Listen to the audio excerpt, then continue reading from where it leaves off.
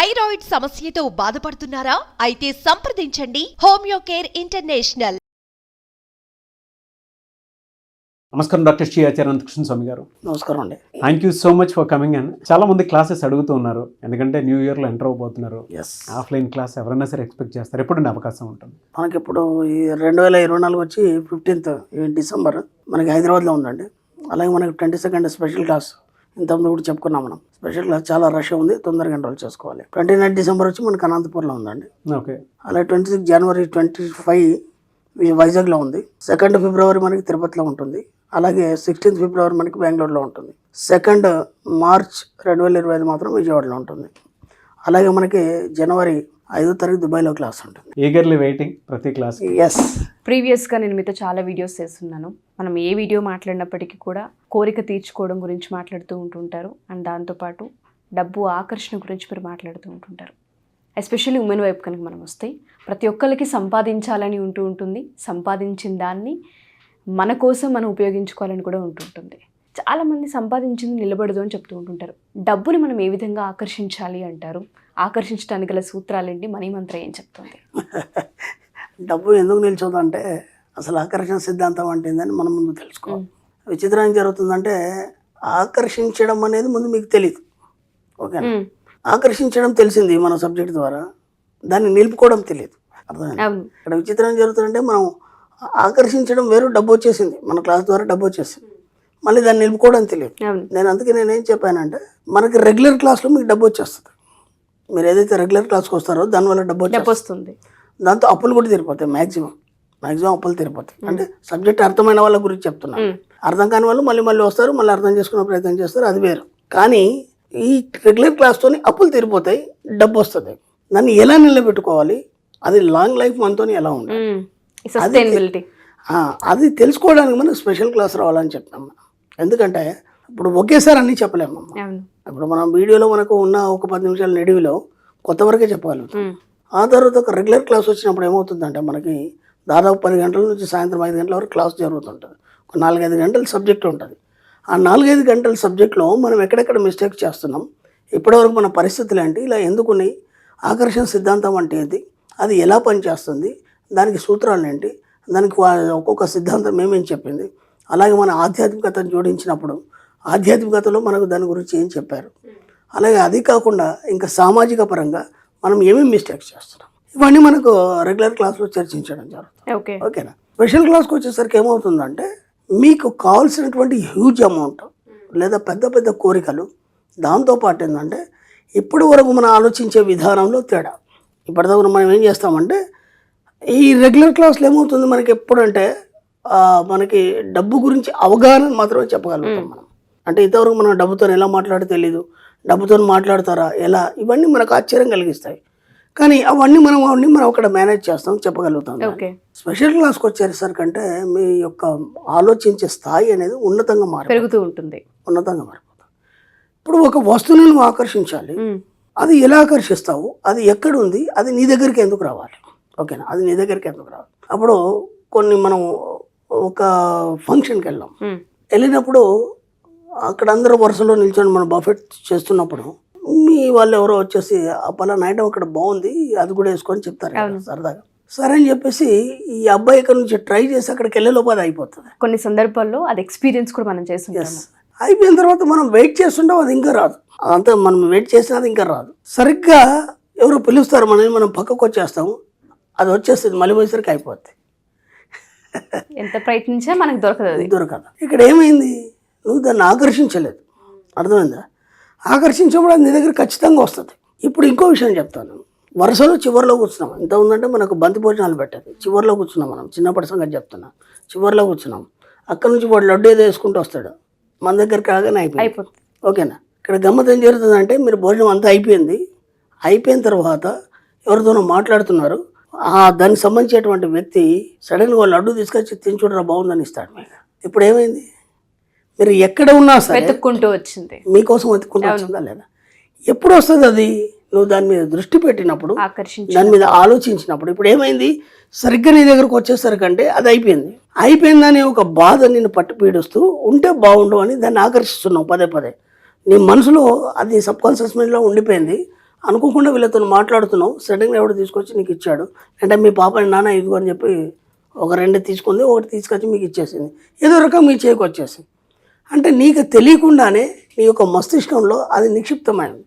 ఎప్పుడైతే నిక్షిప్తమై ఏదైతే ఉంటుందో అది దాన్ని నువ్వు ఆకర్షిస్తావు.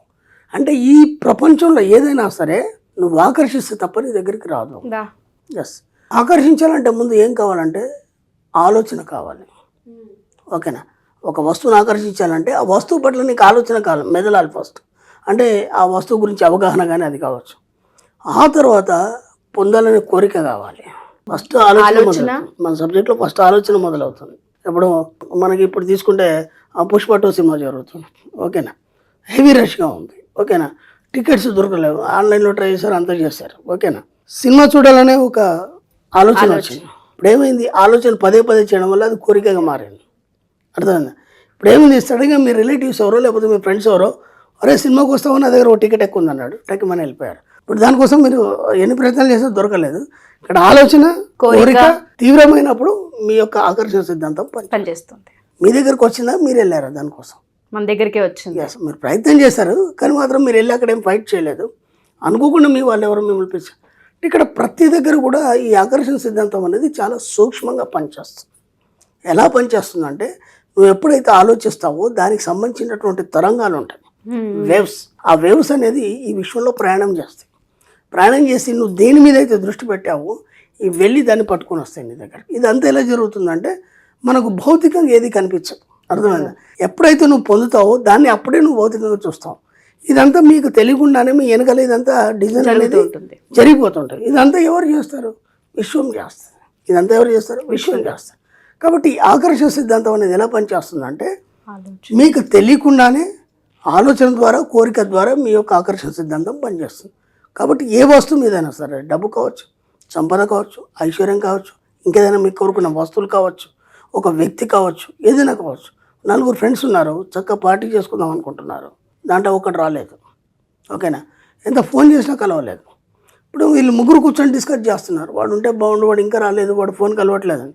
సడన్గా వాడు ఫోన్ వస్తుంది వీళ్ళకి, ఎవరికో వాళ్ళకి. అరే ఎక్కడున్నారు అంటే, అరే నీకోసం ఎంతసేపు ట్రై చేస్తున్నాం మేము, కాబట్టి ఎక్కడున్నావు వచ్చేసే తొందరగా పళ్ళ దగ్గర. అట్లా ఎన్నో సందర్భాలు జరుగుతాయి కదా మనకి. ఈ 3 యొక్క సామూహిక ఆలోచనలు, ఆ సామూహిక ఆలోచనల తరంగాలు వెళ్ళి అతని యొక్క మస్తిష్కాన్ని తాకి అతని నుంచి ఒక వార్తను పంపించడం కానీ లేదంటే ఆ వైబ్రేషన్కి లాగడం అనేది జరుగుతుంది. ఇది ఆకర్షణ సిద్ధాంతం. ఇప్పుడు ఈ ఆకర్షణ సిద్ధాంతం మనకి వేటి మీద మనకు అవసరం లేదు. ఎందుకంటే ఇప్పుడు మనకు మాత్రం కావాల్సింది ఏంటంటే డబ్బు మాత్రమే. కాబట్టి ఈ డబ్బు మీద ఈ ఆకర్షణ సిద్ధాంతం ఎలా పనిచేస్తుంది? మనకు కావాల్సింది అదే కదా, మన సబ్జెక్టు కూడా అదే కదా. ఎటు తిప్పిన ఆవు కథనే, డబ్బు అంటే ఆవు కదా మనది. కాబట్టి ఎటు తిప్పిన ఆవే కాబట్టి, ఎటు తిప్పిన డబ్బే కాబట్టి ఈ డబ్బు మీద ఆకర్షణ సిద్ధాంతం ఎలా పనిచేస్తుంది? ఓకేనా? ఇప్పటి వరకు మనకి ఇది ఇలా ఉంటుంది అనేది మనకు తెలియదు, ఇది ఇలా ఉంటుంది ఈ సబ్జెక్ట్ అనేది మనకు తెలియదు. ఇప్పుడు నీకు కావాల్సిన డబ్బు కావచ్చు, ఆ డబ్బుతో నువ్వు ఏమేమి చేయాలి, ఏమేమి అనుభవించాలి, ఇవన్నీ పక్కన పెడితే ముందు మీకు ఎంత డబ్బు కావాలి. ఓకేనా? క్లారిటీ ఫస్ట్ ఆలోచన. నేను ఫస్ట్ చెప్తున్నాను, ముందు ఈ ఆకర్షణ సిద్ధాంతంలో ఒక వస్తువు పట్ల కావచ్చు, ఒక వ్యక్తి పట్ల కావచ్చు, దేని పట్ల కావచ్చు, ముందు ఆలోచన. నీకు డబ్బు కావాలనే ఆలోచన ముందు రావాలి. కేవలం ఆలోచన వస్తే సరిపోదు, దాని మీద తీవ్రత పెరగాలి, అంటే కోరికగా మారాలి. మీరు చూడండి, ఏదైనా సందర్భం వచ్చినప్పుడు అరే అది ఎప్పటి నుంచో నాకు కావాలని కోరిక ఉందిరా, మీరు ఆలోచన, ఇది ఎప్పటి నుంచో కావాలని కోరిక ఉందిరా అని అంటారా లేదా? కోరిక అనేది ఎప్పటి నుంచో ఉంటుంది, ఎన్నోసార్లు రిపీట్ అవుతుంటుంది మనకి. ఆలోచన అనేది ఒకసారి వచ్చి ఆగిపోతుంది. ఇప్పుడు నేను కూడా ఆ పుష్ప 2 చూడాలనుకున్నాను, అది ఆలోచన మాత్రమే, ఇక దాని గురించి నేను ఆలోచించలేదు, నేను దాని మీద తీవ్రమైన ప్రయత్నాలు ఏం చేయలేదు, జస్ట్ అట్లా వచ్చింది, అది ఆలోచన. ఎప్పుడైతే నేను దాని మీద తీవ్రతరం చేసి కోరికను పెంచుకున్నానో అప్పుడు అది ఆకర్షించడం అనేది జరుగుతుంది. ఈ డబ్బు పట్ల ఆలోచన వచ్చింది, కోరిక లేదు, డబ్బు రాదు. డబ్బు కావాలని అందరికీ ఉంటుంది. ఇప్పుడు మన వీడియోలు విన్న తర్వాత కానీ లేకపోతే మన అచీవ్మెంట్ చూసిన తర్వాత చాలామందికి ఆ కోరికలు ఉన్నాయి, డబ్బు కావాలని. అలా ఆలోచనతోనే ఆగిపోతున్నారు, కోరిక దాన్ని మారుస్తలేరు. ఎప్పటి నుంచో నాకు ఆ వస్తువు కొనుక్కోవాలని ఉంది, అది కోరిక. ఓకేనా?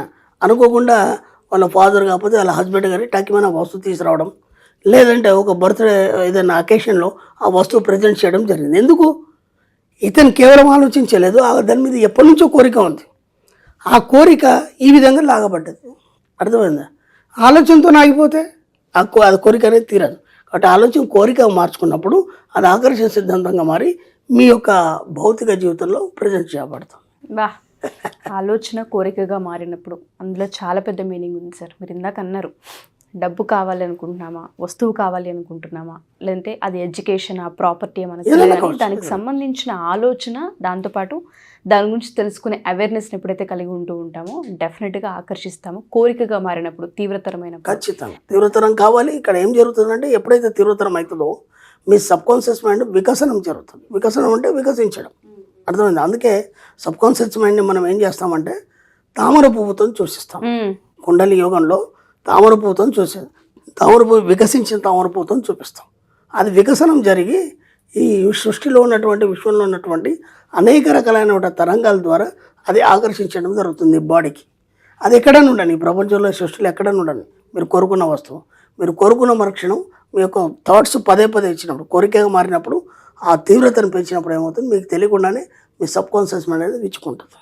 ఆ వికసనం జరిగిన మరుక్షణం ఈ సృష్టిలో ఎక్కడుంది అది ఎదుగుతుంది. అది ఆ పాయింట్ ఎక్కడుంది అది ఎత్తుకొని దాన్ని తీసుకొచ్చి మీ భౌతిక జీవితంలో ఇచ్చేస్తుంది.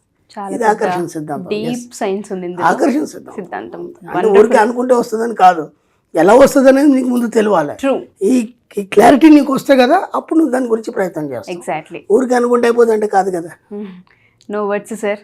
చాలా మందికి ఒక క్లారిటీ వచ్చి ఉంటుంది. అనుకుంటే వచ్చేస్తుంది అనుకునే వాళ్ళందరికీ కూడా ఎలా అనుకుంటే వచ్చేస్తుందో చెప్పారు. Thank you sir. Thank you so much. Thank you.